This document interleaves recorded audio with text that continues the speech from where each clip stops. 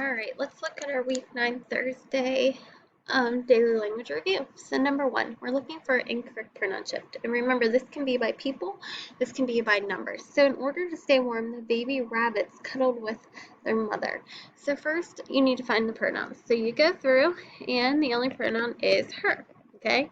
Well, we're talking about multiple baby rabbits, so this is a pronoun shift with numbers. So how can we change this to refer to multiple baby rabbits? And then you need to retype your sentence.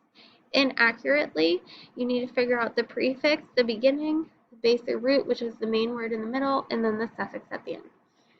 For the possessive pronoun, you need to reverse the sentence and you need to tell me who owns what. And to do ownership, we know we put an apostrophe S or an S apostrophe. So who's our who, the what do they own, this, and then add your apostrophe S. Simple, compound, complex. Simple sentence is one idea. Compound, two ideas put together with a coordinating conjunction and a comma. And a complex sentence is two ideas put together by a subordinating conjunction. So in our sentence, there's a beautiful rainbow after the storm passed. These are two ideas, a rainbow and the storm had passed. So now you need to figure out, is it compound using our fanboys, or is it complex using our subordinating conjunction? And then you need to figure out what superior means based off our sentence.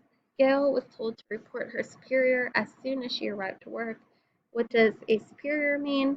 Go through, choose your correct answer. All right, good luck.